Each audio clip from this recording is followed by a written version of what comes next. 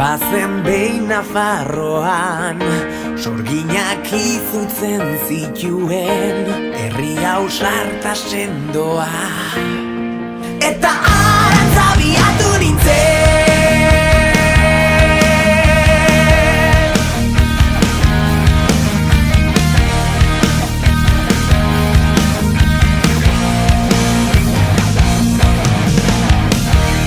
tabernan mutizaren